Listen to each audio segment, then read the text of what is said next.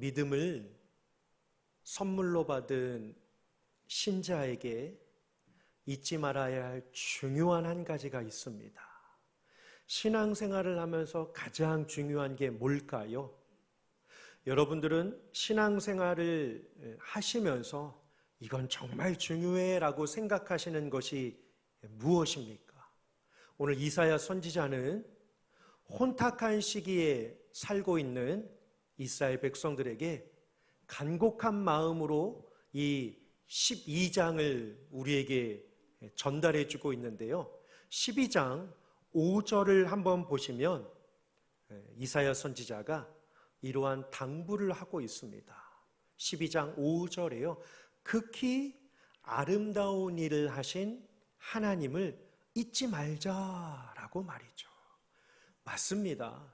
믿음 생활하는 신자에게 정말 중요한 것은 매일마다 매 순간마다 우리의 마음에 그리고 우리의 생각에 반드시 있어야 할 중요한 이 사실은 극히 아름다운 일을 하신 하나님을 잊어서는 안 된다라고 하는 사실입니다. 극히 아름다운 일을 하신 하나님은 어떠한 하나님이십니까? 이어지는 6절을 보시면 이사야 선지자가 그 하나님은 첫 번째로요, 거룩하신 분이십니다. 두 번째로는요, 크신 분이십니다 라고 이야기를 하고 있습니다. 이 거룩은 뭘까요? 그 신실하신 사랑이 변하지 않는 사랑이 거룩입니다. 신실하신 사랑이 변하지 않는 사랑이 거룩이다라고 하는 사실입니다. 그 하나님이 크시다라는 거죠. 그러니 극히 아름다운 일을 하신 그 하나님은 거룩하신 하나님 그리고 크신 하나님이시기에 여러분 잊지 맙시다라고 이 마음을 다하여 전하고 있는 이 메시지가 오늘 바로 이 이사야 12장입니다. 12장뿐이겠습니까? 66장 전체에 우시야, 요담, 아하스, 히스기야 이 네 명의 왕을 함께 도우면서 이사야 선지자는 하나님의 말씀을 받아 백성들에게 그리고 왕에게 그리고 주변 이웃들에게 13장 옆에 장만 보셔도요, 이 바벨론에 대한 심판에 대한 이야기가 무시무시하게 이루어질 만큼 주변국들과 이스라엘 백성들과 하나님의 마음을 깨달아 통치해야 하는 왕들에게 하나님의 마음을 전하게 됩니다. 그것을 잊지 말자라고요. 뭘요? 크고 아름다운 일, 극히 아름다운 일을 잊지 말자라고 말이죠. 그러면 중요한 게 있습니다. 거룩하시고 크신 그 하나님이 행하신 극히 아름다운 일이란 무엇일까요? 하나님이 하신 가장 아름다운 일이 무엇이라고 생각하십니까? 기적을 베푸신 거요? 홍해를 건너가게 하신 거일까요? 여리고 성을 무너뜨리신 일일까요? 죽은 나사로를 살리신 기적의 순간들이었을까요? 물론 성경에는 이 많은 이야기들이 담겨져 있습니다. 하지만 극히 아름다운 일을 지칭하고 있는 이 본뜻은요, 오늘 본문 2절과 3절을 보시면 반복 3번에 걸쳐서 반복하고 있는 아주 귀한 단어입니다. 한번 찾아보시겠습니까? 2절과 3절에 3번 등장하고 있는 단어입니다. 2절 상반절 한번 보실까요? 보라, 하나님은 나의 구원이시라. 2절 하반절도요, 나의 구원이심이라. 3절도요, 구원의 우물들에서 물을 기르러 가자라고 하는 이 단어입니다. 바로 구원입니다. 구원은 참으로 귀한 하나님의 선물입니다. 사도 바울 선생님이 그러한 이야기를 하죠. 누가 이 사랑을, 그리스도의 이 사랑을 끊을 수 있으랴? 위험이나 적신이나 칼이나 곤고나 환난이 온다라고 할지라도 누구도 이 하나님의 사랑을 끊을 자가 없느니라 라고 말씀을 하고 있습니다. 그 사랑이 뭐죠? 구원이에요. 구원. 그럼 여러분, 구원이 무엇입니까? 구원, 간단하게는 건져주심인데요, 이 구원은요, 자격 없는 나에게 하나님이 행하신 선택하심, 이것이 바로 구원입니다. 자격 없는 나에게 하나님이 행하신 선택하심, 이것이 바로 구원이다라고 하는 사실입니다. 우리는 이 사실을 분명히 알아야 합니다. 그냥 막연한 것이 아닙니다. 그냥 형이상학적인 그러한 표현이 아니라 구원은 자격 없는 나에게 하나님이 행하신 선택하심이다라고 하는 사실이 있죠. 그런데 이 선택이요, 변하지 않습니다. 사라지지 않습니다. 끊어지지 않는다라고 하는 것에 또한 중요함이 이 안에 담겨져 있습니다. 변함없으신 하나님의 사랑 말이죠. 누구에게요? 자격 없는 나에게. 그래서 오늘 이 이사야 선지자가 이 12장 안에서 이 시대를 살아가는 당대, 그리고 이 땅 가운데 현 이 시대를 살아가고 있는 우리들에게 하나님이 요청하시는 사실이 있음을 선포하고 있습니다. 세 가지로 등장을 하는데요, 2절을 보시면 첫 단어예요. 보라. 하나님의 요청하심의 이 첫 번째는요, 보라입니다. 보라. 이 히브리어라고 하는 이 보라라고 하는 이 단어는요, 히네라고 하는 이 단어인데요, 이게 무슨 뜻이냐면, 여러분 잠깐 여기 좀 보십시오. 여러분 잠깐 저 좀 집중해 주십시오. 여러분 잠깐 제 이야기에 귀를 기울여 주십시오 라고 할 때 이 표현하는 이 히브리어 표현입니다. 히네라고 하면 잠깐만요, 잠깐만요, 집중, 주의라고 할 때 던지는 이 단어가 이 히네, 이 보라라고 하는 이 단어입니다. 하나님의 요청하시면 첫 번째 보라입니다. 두 번째는요, 4절을 보시면 하나님께 감사하라라고 하는 명령입니다. 하나님께 감사하라는 거죠. 그리고 세 번째는요, 6절을 보시면 마지막으로요, 부르라라고 이야기를 하고 있습니다. 단어를 한번 잘 생각해 보십시오. 보라, 감사하라, 그리고 부르라라고 하는 이 단어입니다. 이 단어를 가지고 지칭하는 대상들을 한번 생각해 보시겠습니까? 보라, 누구를 보라는 거죠? 하나님을 보라라고 하는 사실입니다. 하나님을요. 그래서 2절을 보시면 정말 은혜롭습니다. 만약에 이사야서에서 한 구절을 뽑으라라고 한다면, 저에게 그러한 선택권을 주신다면 저는 2절을, 12장 2절을 꼽고 싶습니다. 읽으면 읽을수록 은혜가 되니까요. 여호와는 나의 힘이시며 나의 노래가 되시며 피난처가 되시고 반석이 되시고 요새가 되시는 이 모든 이 은혜로운 단어가 쫙 담겨져 있습니다. 구원의 하나님 시작하고 구원의 하나님으로 수미상관의 구조죠. 시작과 마침 구원의 하나님을 딱 놓고 그 안에 힘이 되시고 노래가 되시고 우리에게 능력을 주시는 이 하나님을 보라라고 하는 이 단어가 있습니다. 하나님이죠. 하나님이에요. 두 번째는요, 감사하라라고 하는 것입니다. 누가 감사해야 되죠? 내가요, 나예요. 보라는 하나님을 향한 시각이 되고요, 감사는요, 나 자신을 볼 수 있는 믿음의 시야가 됩니다. 감사하라. 나는 하나님을 얼마나 바라보며 감사하고 있는가. 세 번째는요, 부르라라고 하는 거예요. 누구에게 불러야 할까요? 누구에게 소리를 높여야 할까요? 누구에게 이 사실을 알려야 할까요? 열방 백성들에게죠. 모든 만국들에게라고 하는 사실입니다. 그러니까 시선 처리가 되시죠? 보라, 하나님. 그리고 감사하라, 나예요. 그리고 부르라라고 하는 것은 모든 사람들에게 향하는 하나님의 요청하심이 이 안에 담겨져 있습니다. 그러면요, 첫 번째입니다. 보라예요. 보라. 우리는 하나님을 보아야 합니다. 왜요? 하나님의 형상으로 지음을 받았기 때문입니다. 근데 1절 한번 보실까요, 여러분? 1절입니다. 그날에 내가 말하기를 여호와여 주께서 전에는 하나님의 손길이 없을 때, 하나님의 구원을 알지 못했을 때, 하나님의 사랑이 우리에게 미치기 전에는요, 결과가 뭐죠? 전에는 내게 뭐라고 되어 있나요? 노하셨다라고 이야기를 하고 있습니다. 이유가 뭘까요? 이유는 간단합니다. 죄 때문입니다. 전에는 내게 노하셨다. 주께서 전에는 내게 노하셨다라고 이야기를 하십니다. 죄 때문인 거죠. 하나님의 형상으로 지음을 받았지만 아담으로부터 시작한 원죄와 그리고 내가 육신을 입고 있는 이상 일상적으로 짓고 있는 이 죄가 늘 여전히 나를 괴롭히고 있기 때문에 하나님은 죄를 미워하시는 분이심을 오늘 이사야 선지자는 우리에게 말씀하고 있습니다. 전에는 내게 노하셨다라고 하는 거죠.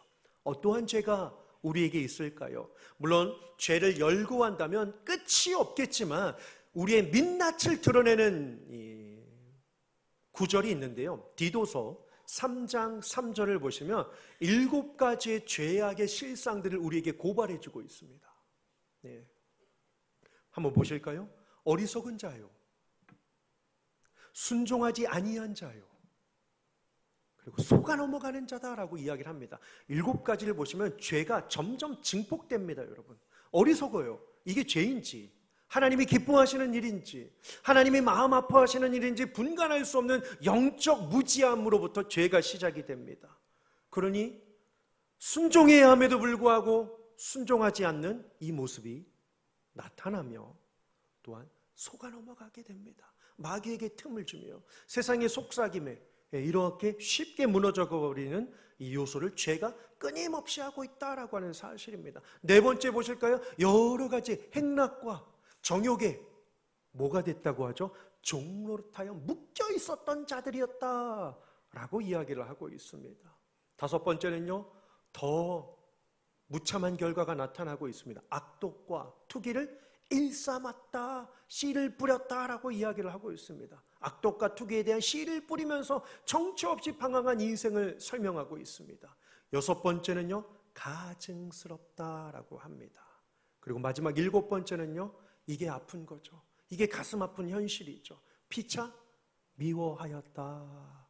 죄에 대한 이 증폭적인 모습들을 성경은 이렇게 나열하고 있습니다. 그러니 주께서 전에는 우리에게 노하셨다라고 하는 사실이죠.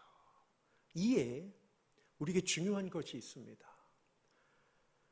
우리는 자신 스스로가 생각한 것보다 더 큰 죄를 지은 죄인이다라고 하는 사실입니다. 내가 생각한 것보다 더 큰 죄를 지은 죄인이라고요. 반대로요, 우리는 하나님으로부터 받은 은혜가 생각보다 훨씬 많다라고 하는 사실입니다. 그럼 이 간격이 넓고 크고 멀면 멀수록 우리는 하나님을 바라보지 않을 수 없게 됩니다.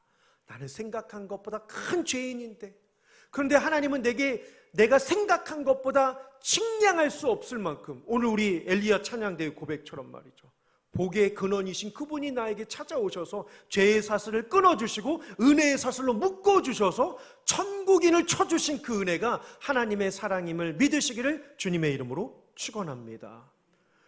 그러한 마음들이 깊어지면 깊어질수록 우리는요, 하나님을 바라볼 수밖에 없다라고 하는 사실입니다. 보라. 그래서요, 여러분, 예수님께서도 하늘 보좌를 버리시고 이 땅에 오셨습니다. 우리의 죄를 없애주시고 우리에게 천국인을 쳐주시기 위하여 이 땅에 오셨단 말이죠. 이건 뭘까요? 성육신입니다. 성육신은 뭘까요? 신성을 가지신 그분이 인성을 입고 이 땅에 오셔서 한계에 갇히게 되셨습니다. 똑같이 우리처럼 육신을 가지셨다라고 하는 사실입니다. 그러면 육신을 가진 이상 어떻게 해요? 유혹이 찾아옵니다. 죄의 쓰나미가 찾아오겠죠. 그런데 예수님도 그러한 죄의 유혹과 세상에 수많은 것들이 있음에도 불구하고 예수님이 이 땅에 오실 것을 700여 년 전에 예언, 예표하면서 그 예수님도 고난이 있고 유혹이 있으시겠지만 이겨나가실 방법을요, 수백 년 전에 이사야 선지자가요, 오늘 그 예수님의 대처 방안을 우리에게 선물로 주고 있습니다. 그게 어디 있냐면요, 11장 3절이에요. 11장 3절이에요. 육신을 입고 오신 예수님 자신도 왜 예수님이냐고요? 11장 1절을 보시면 이새의 줄기 다윗의 후손을 통하여 예수님이 나타날 것을 예고하고 있습니다. 11장 2절을 보시면 세상에 이러한 존재가 이 땅 가운데 어디 있겠습니까? 육신의 몸을 입고 있는데 성결의 영, 지혜의 영, 모략의 영, 지식의 영, 충만한 영을 가지신 분이 어디 있냐고요? 예수님뿐이시죠. 그래서 3절에 예수님은 육신을 입고 이 땅에 오셨지만 유혹과 고난 앞에서도 어떻게 이겨나가셨냐면 세 가지를 설명하고 있습니다. 첫 번째로는 여호와를 경외하였다, 기쁨으로 감사함으로 경외하였다라고 이야기를 합니다. 두 번째는요, 눈에 보이는 대로 심판하지 아니하고 귀에 들리는 대로 판단하지 아니하였다라고 말이죠. 왜? 화면 한번 보셔요. 여호와를 경외하는 삶으로 살아가고, 이게 뭘까요? 하나님으로 충만한 삶입니다. 눈에 보이는 대로, 귀에 들리는 대로, 이게 뭐죠? 이게 죄입니다. 자기 중심성이니까요. 그렇게 살지 않으셨다, 이것으로 이겨나가셨다라고 이야기를 하고 있습니다. 여러분, 우리가 눈을 뜨고 있는 이상 우리는 수많은 것들이 눈앞에 보입니다. 근데 세상은 어떻죠? 시시각각 변합니다. 시시각각 변한다고요. 그럼 우리의 눈은 항상 뭐로 집중되는 거죠? 시시각각 변하는 것에 우리는 집중받을 수밖에 없다라고 하는 사실입니다. 그렇게 시시각각 변하는 것에 우리의 눈이 가고 우리의 마음이 가고 우리의 생각이 가다 보면 우리가 잃어버리는 요소가 있습니다. 그게 뭔지 아십니까? 나 자신을 못 봐요. 나 자신을 못 봐요. 찬찬히 앉아서 나 자신을 돌이켜보는 시간이 하루에 얼마나 계십니까? 한 주에 나 자신을 돌아보며 하나님을 바라보는 그 경건의 시간이 얼마가 되시는지요? 거울을 보며 자신의 외모를 보는 것 중요하죠. 근데 더 중요한 게 뭔지 아십니까? 말씀의 거울 앞에 내가 서서 나 자신을 바라보며 극히 아름다운 일을 하신 하나님을 바라보는 것이 더 중요함을 잊지 마시기를 주님의 이름으로 축원합니다. 그러한 일상의 은혜가 깊어지다 보면 우리에게 찾아오는 이 두 번째 요소입니다. 감사하라. 4절에요. 감사하라라고 하는 거죠.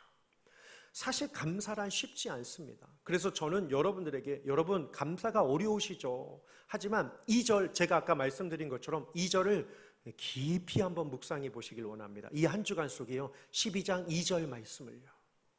그런데 12장 2절을 깊이 묵상했는데도 감사가 잘 떠올리지 않는다면 제가 더 나은 이 성경적 해결 방안을 드리도록 하겠습니다. 그러면 11장은요. 이사야 선지자가 이 땅에 오실 메시아 예수 그리스도를 예표하고 있는 장면인데 그 예수 그리스도께서 이 땅에 오셔서 우리에게 베푸실 완전한 사랑을 11장 11절부터 16절까지 7가지에 걸쳐서 완전한 사랑을 예언하고 있습니다. 한번 찾아보실까요? 11장 11절에 화면 한번 보실까요? 돌아오게 하신다라고 하는 거죠. 잃어버렸던 자들. 11절을 보시면 바벨론 포로로 또 신앙의 핍박으로 인하여 수없이 흩어진 디아스포라 유대인들을요 예수님께서 다시금 한 곳으로 모이게 하신다라고 이야기를 하고 있습니다. 별거 아닌 것 같죠. 그런데요 여러분 13장을 한번 보시면 화면 그대로 두시고 이사야 13장을 보시면요 바로 바벨론이 우리에게 찾아와서 포로로 끌어가고 이 민족에 주어질 심판과 이 아픔이 정말로 극악무도하게 담겨져 있습니다. 거리에 사람이 없고 청년들이 다 떨어져 나가 죽고 아내들은 다 포로로 가고 죽음을 당하고 길거리에 사람이 없고 집이 불태워지고 밭에 소산물들이 다 없어지고 농장의 동물들이 다 사라져가는 휑하는 검은 잿빛만 남겨둔 시대가 곧 찾아오리라라고 바벨론 심판을 이야기를 하고 있습니다. 13장 보시면요 정말 눈뜨고 볼 수 없는 장면이 나와 있습니다. 15절, 13장 15절 눈으로만 한번 보십시오. 저는 읽을 수가 없을 만큼 덜덜 떨리는 장면인데요. 하나님은 이러한 심판을 말씀하셨음에도 불구하고 이스라엘 백성들은 아랑곳하지 않았습니다. 그래서 예레미야 선지자에게 늘 말씀하시잖아요. 근데 그들이 듣지 않아요. 마음의 부패함으로. 그런데 예수님이 결국 오셔서 그들을 다 돌아오게 하십니다. 잃어버린 가정, 자녀, 아내 모든 것들을 회복시켜 주시는 이 놀라운 은혜. 이 얼마나 큰 축복입니까? 두 번째는요 12절입니다 12절 두 번째요 여호와께서 열방을 향하여 단순한 이스라엘, 단순한 남유다가 아니라 열방을 향하여 기치는 뭐예요? 깃발입니다. 깃발 여호와 니시 깃발을 두 번째는 세우신다라고 하는 사실입니다. 세 번째는요 이 12절 마지막 단어 모으신다라고 이야기를 합니다. 흩어진 자들을 모아주신대요. 네 번째는요 13절입니다. 우리 아까 죄 7가지에서 마지막 7번째가 뭐였죠? 피차 미워한다라고 했죠. 근데 그것을 예수님께서 싹 걷어주신다는 거죠. 13절 보시면 끊어지며 없어지며 끊어진다라고 이야기를 합니다. 뭘요? 미움에 대한 질투죠. 질투. 사랑으로 덮어주실 하나님의 은혜를 이야기를 합니다. 또요 14절 보시면 다섯 번째요 마지막 단어입니다. 열방을 복종케 하신다라고 이야기를 합니다. 하나님의 사람들에게 복종케 하신다라고 이야기를 합니다. 여섯 번째는요, 15절 마지막 단어입니다. 건너가게 하신다. 인생의 수많은 고난과 어려움과 환난이 있지만 끝까지 동행해 주신다라고 말씀으로 약속하고 계십니다. 마지막 일곱 번째는요, 16절이에요. 우리를 세우셔서 큰 길이 되게 하신대요. 이게 뭘까요? 선한 영향력입니다. 복음의 능력을 우리에게 허락하여 주신다라고 이야기를 하고 있습니다. 그러니 어찌 감사하지 않을 수 있겠습니까? 그래서 그 감사의 마음들을 나 혼자만 느끼지 말고 본문 12장 4절을 보시면 하반절을 보세요. 그 이름을 부르며 그의 행하심을 어디에요? 만국 중에 선포하며 그의 이름이 높다 하라라고 감사에 대한 말씀을 하고 계십니다. 이 감사에 대한 은혜가 채워지면 채워질수록 당연하겠죠. 주의 복음을 전하지 않으면 답답하여 견딜 수 없는 그 심령들이 흘러차고 넘치게 되면, 하나님의 영으로 충만하게 되면 하나님의 요청하시는 이 세 번째, 보라, 감사하라, 그리고 부르라, 이 세 번째를 행하지 않을 수 없게 됩니다. 오늘 본문 6절입니다. 시온의 주민아 소리 높여 부르라 라고 이야기를 하고 있습니다. 하나님을 바라보는 삶, 내 안에 감사가 넘쳐나는 삶, 그리고 극히 아름다운 일은 이 구원이기에 전하지 않으면 견딜 수 없는 이러한 삶을 하루하루 살다 보면 우리에게 이 날이 오겠죠. 어떠한 날일까요? 오늘 1절 첫 단어입니다. 그날에, 그날에예요. 오늘 4절 뒤요. 그날에 어떠한 역사가 일어날까요? 12장 1절 한번 보실까요? 전에는 내게 노하셨는데 이제는 주의 진노가 돌아섰고 그러니 감사가 될 수밖에 없습니다. 또요, 또 주께서 나를 어떻게 하신다고 하시냐면 안위하신다라고 이야기를 합니다. 이 안위는 단순한 샬롬이 아닙니다. 하나님의 영이 충만했기 때문에 오늘 본문 3절처럼 사는 인생을 가리킵니다. 이 안위라고 하는 이 히브리어 노아크라고 하는 이 단어가 헬라어로 한번 신약에서 또 사용이 되는데요, 디도서 3장 8절에 이러한 뜻이 있습니다.